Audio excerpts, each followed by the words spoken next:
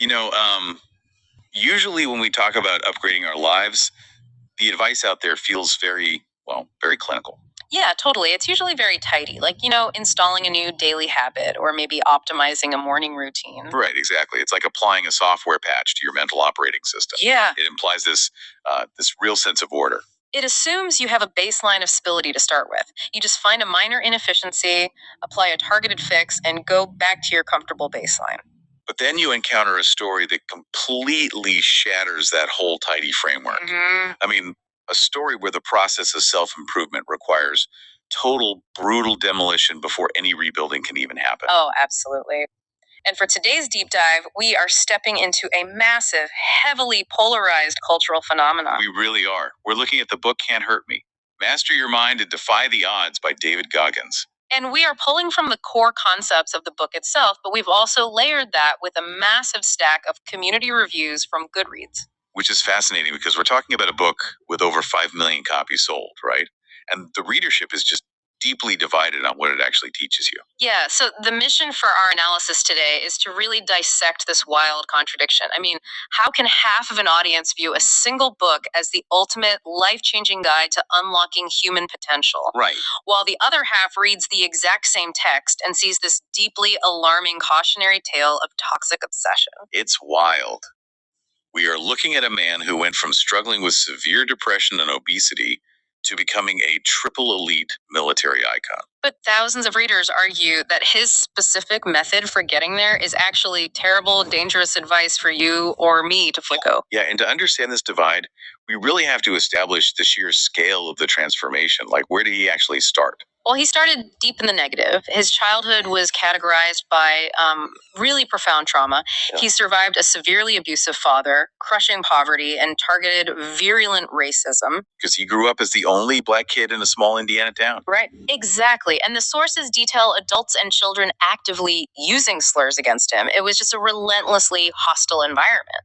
And the psychological toll of that kind of sustained threat response, I mean, it's immense. And we see it manifest in his early academics. Right. He had a learning gap that left him with a third grade reading level well into his late teens. Wait, third grade in his late teens? Yeah. He was essentially cheating his way through school just to survive the system. But when he decided he wanted a way out, he aimed for the military. And that required passing the ASVAP, right? Yeah. Military Standard Entrance Exam, which he failed. Twice. Right. And that failure seems to have triggered the first major paradigm shift for him. Because he didn't just, try harder. He fundamentally changed his approach. He got a tutor, painstakingly corrected his reading level, and finally passed. But the physical hurdles were even more extreme than the mental ones. Oh, yeah. When he decided he wanted to pursue elite training as a Navy SEAL, he hit another massive wall. He was over 100 pounds too heavy to even qualify for the program. And this leads to the first major physiological anomaly in the sources. To make the weight requirement in the limited time he had, he lost 109 pounds in just 3 months. In 3 months. Yeah. I need to pause on that because the biology of that is incredibly difficult to process. Yeah. That requires a sustained caloric deficit and metabolic shock that defies literally all conventional medical advice. It is medically alarming, Yeah. honestly, but it set the precedent for his entire worldview, which is that the body is entirely subordinate to the mind. He basically forced his physiology to comply with sheer will. Exactly. And the resume that followed that weight loss is just unprecedented. It really is. He's the only man in history to complete elite training as a Navy SEAL. And he survived 3 separate Hell Weeks, by the way. Which is insane. Completely insane. Plus, he became an Army Ranger and an Air Force Tactical Air Controller. He set the Guinness World Record for pull-ups, too. Right. What was it? Over 4,000? Yeah, 4,030 pull-ups in 17 hours. And he routinely runs these ultra marathons of over 100 miles in extreme environments, like Death Valley in July. And what makes these endurance feats even more baffling is a detail buried in his medical history.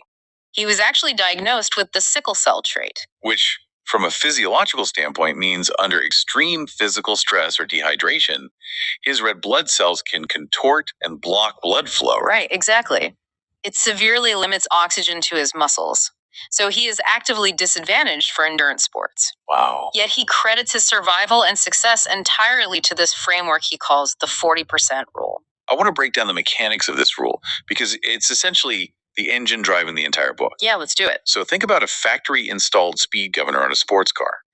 The physical engine might be fully capable of hitting 200 miles an hour. Right. But the manufacturer installs a chip in the software that cuts the throttle at 120, purely as a safety mechanism to prevent the engine from destroying itself. And the 40% rule suggests our brains have that exact same kind of evolutionary governor installed. Because the brain's primary job is survival. It's incredibly stingy with energy. Right, so when you're running or working, and your mind starts screaming that you are completely exhausted, that your muscles are failing. That's your brain firing off early warning signals to protect your reserves. Exactly. Goggins argues that when you feel you have absolutely nothing left, you've actually only tapped into 40% of your true physical capability. So the remaining 60% is just locked behind this psychological firewall. Yeah. And he essentially figured out how to hack his own biological software to bypass that safety mechanism. But I mean, you don't just wake up one day and decide to turn off your brain's survival instincts. No. You have to systematically desensitize the brain to discomfort. And he does this through a variation of the Kaizen technique. A philosophy of continuous incremental improvement, right? Right. He uses the metaphor of building a fire. You can't start a raging bonfire by holding a single match to a massive log. Right. You gather dry grass, create a tiny spark, add small twigs, and just slowly build the heat. Exactly. So putting on your running shoes when it's raining outside, that's a spark.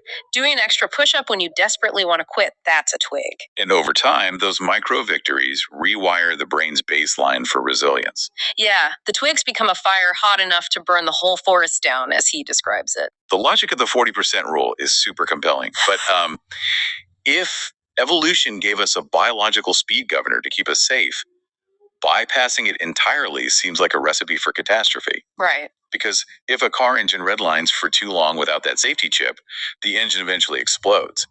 And this is the exact friction point where the readers in our sources hit a massive wall.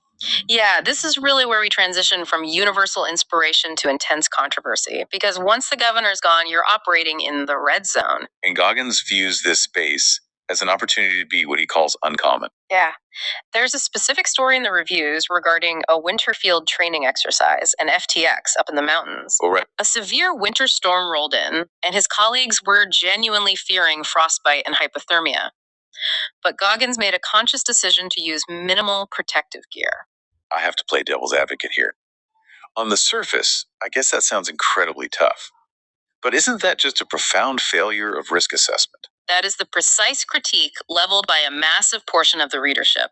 While his peers were just trying to survive, he was using the storm as an arena to prove he could endure more suffering than anyone else. He wanted to be uncommon among uncommon men. Exactly.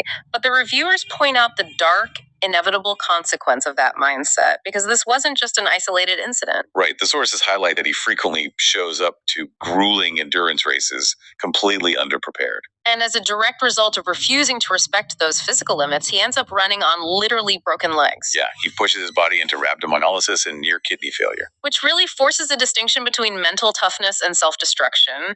One reviewer, Peter Yock, articulated a frustration felt by a lot of people. What did he say? Well, he pointed out that Goggins writes a self-help book detailing his methods, but simultaneously claims he isn't telling people to copy his specific actions. Readers like Yock see a man making deeply illogical decisions, destroying his own body, and expecting applause for surviving life-threatening situations that were entirely preventable with basic preparation. Right. I mean, if you're going to climb Mount Everest, you don't show up in a t-shirt just to prove your mind is strong. You bring a parka, because the mountain doesn't care about your willpower. Exactly. A reviewer named Jared summed this up pretty bluntly. He wrote, "Pain does not equal gain." He noted multiple instances where Goggins literally would have died if medical staff or bystanders hadn't intervened. Goggins is actively warring against the path of least resistance, but for many readers, intentionally choosing the path of highest resistance without mitigating risk demonstrates a refusal to learn. It raises a haunting question, honestly. Is he chasing a specific goal, or has the endurance of pain simply become the goal itself? And that question brings us to the psychological divide in the reviews, because the physical damage he willingly inflicts on himself, well, it leads directly into his worldview. Yeah, his relationships and the highly controversial language he uses. The tone of the book is intensely polarizing. And as we examine these sources, it is vital to remember we are just impartially reporting on the reader reactions to the text. We are not taking sides or endorsing the language. Right, absolutely. And the reactions were fierce. A significant number of readers called out the book for what they perceived as toxic masculinity and outright misogyny. To understand the backlash, we have to look at the specific vernacular he employs. Reviewers, both men and women, were deeply alienated by his repeated use of female anatomy as synonyms for weakness or cowardice. Yeah, he uses words like pussy or phrases like, I knew I had to hem my vagina, to describe moments when he felt he was lacking courage. And while some readers defended the language as just authentic, raw military jargon that they actually found motivating, the critics argued something else entirely. Right. They argued that equating femininity with ultimate failure goes way beyond tough love. Yeah, a reviewer named Kelly pointed out that using female body parts as the ultimate symbol of weakness felt profoundly disrespectful. And more importantly, it showcased an extreme aversion to any form of emotional vulnerability. Which is a running theme for him. That aversion to vulnerability really manifests in his lone wolf mentality. The sources note his 2 divorces, which he mentions briefly in the book, but what really stuck out to readers was his open disdain for fellow SEALs who choose to live what he calls mainstream lives. Yeah, he expresses this deep frustration with peers who treat their service as a demanding job, but then go home to be regular fathers or husbands. Goggins insists on being surrounded by people who train to be uncommon 24 hours a day, 7 days a week. But a reviewer named Lloyd highlighted a crucial flaw in that approach. He pointed out that life is not a solo endurance event, it's a team sport. Right. If your standard for excellence requires alienating everyone who values even a moment of rest, what is the point of the achievement? Exactly. And this led to a deeply impactful quote from a reader named Paige, who summarized the whole psychological debate by stating, men will literally run 100 miles straight instead of going to therapy. Wow. I mean, that is a sharp critique, but it touches on a recognized psychological phenomenon. It does. Several reviewers theorized that his constant, agonizing pursuit of physical pain was not actually a victory over his abusive childhood, but rather a compulsion to repeat it. Right. When a child grows up with a brutal, punishing authority figure, pain becomes their baseline reality. It actually feels safe because it's familiar. So instead of healing the wound, the theory goes, he simply learned how to control and weaponize the trauma. Exactly. Let's visualize that for a second. Imagine surviving a horrific environment. So you build this massive, impenetrable fortress around your mind to keep the threats out. Okay. You build thick walls of discipline surrounded by a moat of physical suffering. It keeps you safe. But at what point does that fortress stop keeping the enemies out and start acting like a solitary confinement cell, keeping you trapped inside? That is the exact tragedy many readers perceived. I mean, they were awestruck by his willpower, but deeply saddened by his apparent inability to find peace or self-acceptance without being in a state of agonizing struggle. Yet, despite all of that, the broken bones, the alienating language, the solitary confinement of his own making, millions of people swear this book changed their lives for the better. Millions, yeah. So how is this intense philosophy actually delivered to you, the reader, and how do you extract the value without destroying yourself in the process? Well, the delivery mechanism is a major part of the book's success, particularly the audio format, because the audiobook is highly unconventional. Yeah, it operates as this hybrid between a traditional narration and a live, unscripted podcast. Right. The narrator, Adam Skolnick, will read a chapter of the text, and then the recording literally pauses so Skolnick and Goggins can have a candid, unstructured conversation about the events that were just detailed. And many listeners highlighted these interludes as the absolute most valuable aspect of the project. Yeah, Goggins shares deeper psychological insights and extra anecdotes that aren't even found in the print edition. Though fans of the Joe Rogan podcast noted they had heard some of those stories during his appearances there. True, but the dynamic between the two men wasn't universally loved either. Having a traditional narrator deliver Goggins' incredibly raw, violent life story felt a bit disjointed to some people. Oh, I love this part of the reviews. A reviewer named Jonathan O'Neill provided this hilarious comparison. He said that having Skolnick narrate Goggins' life was like having Simon and Garfunkel doing a cover of Lil Jon. That is painfully accurate. It just illustrates the challenge of filtering such a visceral lived experience through a third party. But if you look past the format, And you strip away the extreme examples of, running on broken legs, the reviewers universally praised several distilled takeaways. Yeah, these are the psychological frameworks that anyone can apply. So let's mine that gold. What are the mechanisms you can actually use tomorrow morning? The first is the practice of radical accountability. It is the absolute refusal to be a victim of your circumstances, no matter how objectively unfair those circumstances are. Goggins argues that if you're surrounded by negative people or doubters, you do not let their skepticism infect your mindset. Right, you cognitively reframe their doubt as fuel for your own fire. Which feeds perfectly into what I think is his most practical tool, the what if question. Oh, yes. A reviewer named Helga focused heavily on this one. Goggins acknowledges that self-doubt is a biological reflex. When you attempt something difficult, your brain's amygdala signals a threat, and doubt blooms in your mind.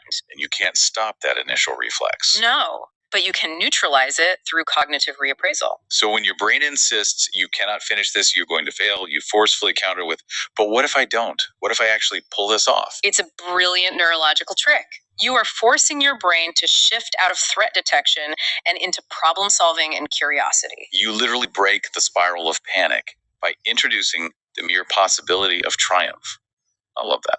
And the final universal takeaway centers on the danger of comfort zones. Right. Goggins observes that we often dream up our most ambitious goals while tucked safely inside our comfort zones. But residing in that comfort zone is lethal to ambition. As one reviewer absorbed the lesson, comfort might not kill you physically, but a total lack of friction will slowly suffocate your spirit. We are so insulated by modern convenience, so we're fundamentally starved for the friction required for growth. Which brings us to the core of what this deep dive means for you, the listener. Can't hurt me is a staggering paradox. It really is. It is undeniable proof that the human mind can override almost any physical limitation and that your history does not have to dictate your future. But it's also a resource that demands active critical engagement. You have to be willing to sift the inspirational frameworks from the self-destructive application. Right, you have to learn how to stretch your own 40% rule without adopting a mindset that permanently isolates you from your community. Or destroys the very body you're trying to optimize. Exactly. You don't need to run through Death Valley to prove you own your mind. And I think that leaves us with a final thought to mull over today. Yeah. There's a beautiful kind of haunting quote in the book where Goggins says, pain unlocks a secret doorway in the mind, one that leads to both peak performance and beautiful silence. The concept that suffering is the required toll for ultimate clarity. Yes. But if you spend your entire life picking the lock to that door, just enduring endless agonizing pain to pry it open, do you ever actually walk through it and build a peaceful home on the other side? That's the real question. Mastering your mind, upgrading your mental software to survive the hardest things in life is an incredible power. But perhaps the ultimate test of mental toughness isn't just knowing how to fight the war. No, it's having the courage to recognize when the war is finally over and allowing yourself to take the armor off. The profound difference between surviving your life and actually living it. Well said. Thank you for joining us on this deep dive into the complex world of David Goggins. We hope it sparks some questions about your own mental governors and the friction you invite into your life. Keep questioning, keep learning, and we will catch you on the next deep dive.